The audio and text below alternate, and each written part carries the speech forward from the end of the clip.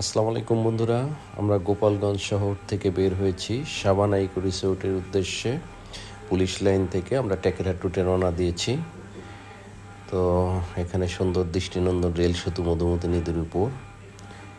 তারপর আমরা যে রাস্তা দিয়ে যাব এটা টেকেরহাট রুট। মূলত এটাকে দেখেন, খুবই সুন্দর একটা রাস্তা।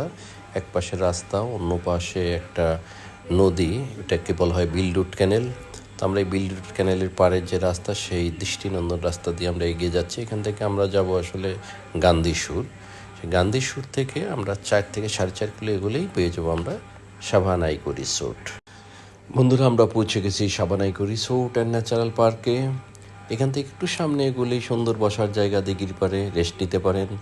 তারপরে দৃষ্টিনন্দন রাস্তা, রাস্তায় হাঁটতে থাকুন। অনেকগুলো জায়গা, কিন্তু অনেক দূর, অনেক বড় এলাকা। দেখেন চমৎকার সাজানো গোছানো। একটু এগুলি গোলপাতার মুক্ত মঞ্চ, এখানে প্রোগ্রাম করা যায়। তারপরে রিসোর্টের সুন্দর রিসোর্টের কটেজগুলো দেখেন। এভাবেই এগিয়ে থাকেন, তারপরে একটু বিশ্রাম নিতে পারেন দিঘির ঘাটে বসে। বন্ধুরা, একটু রেস্ট নিয়ে আমরা আবার ঘুরতে বের হয়েছি। রিসোর্টের ভিতরে অনেক জায়গা, আসলে অনেকগুলো দৃষ্টিনন্দন রাস্তা, চমৎকার গাছের সারি, ক্রিসমাস ট্রি এবং অন্যান্য অনেক সৌন্দর্যমণ্ডিত গাছ এখানে রয়েছে। তো এখান থেকে আমরা ভিতরে ঢুকলাম, হাঁটছি। চাইলে আপনি ওদের রিজার্ভ গাড়িও নিতে পারেন, ভাড়া পে করতে হবে তার জন্য। ওদের একটা কন্ট্রোল রুমের মতো। এরপর দেখেন আর্টিফিশিয়াল পাহাড়, পাশেই রয়েছে আপনার ওখান থেকে আর্টিফিশিয়াল পাহাড় থেকে কিন্তু আর্টিফিশিয়াল ঝর্ণার ব্যবস্থা আছে। আর দেখেন অনেকগুলো দৃষ্টিনন্দন কটেজ, এগুলো আপনি ভাড়া নিতে পারবেন, রাত্রি যাপনের জন্য থাকতে পারেন। প্রত্যেকটাই এসি সমৃদ্ধ। দিঘির পাড়ে চমৎকার কটেজগুলো। এর মাঝে 2টি কটেজ আসলে আছে, যেগুলো ইগলু বলা হয়। আমি একটু পরে দেখাবো আপনাদেরকে। আর এখানে দৃষ্টিনন্দন এই পার্কের সামনে এই যে এটাই ইগলু, দেখুন। আমি এখানে গিয়েছিলাম, তো এগুলো এখন যদিও বন্ধ আছে। এখান থেকে সিঁড়িগুলো একেবারে পুকুরের নিচ পর্যন্ত নেমে গেছে। আপনি চাইলে সিঁড়ি দিয়ে নেমে একেবারে আপনার পা ডুবাতে পারবেন পানিতে। খুবই সাজানো গোছানো, অনেকগুলো দিঘি আছে এখানে, প্রায় 4-5টা। অনেক বড় বড় দিঘি, সেখানে মাছের চাষও হয়। আর দিঘির পাড়ে অনেক গাছ, এবং একই সাথে দেখেন অনেকগুলো পতাকা খচিত রাস্তাগুলো দিঘির পাড়ে সাজানো।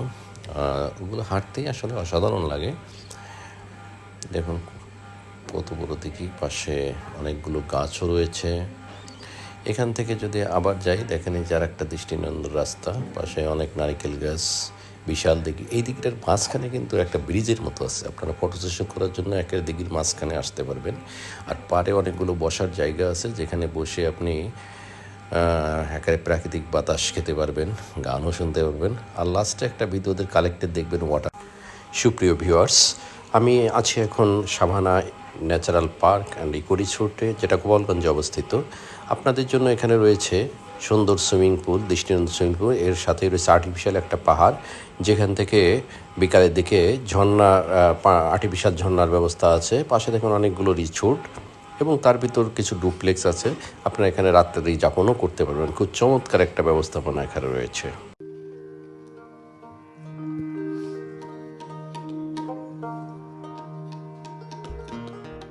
লিলুয়া বাতাসে প্রাণ নাজুরায়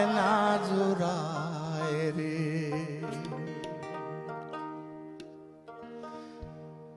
লিলুয়া বাতাসে প্রাণ নাজুরায়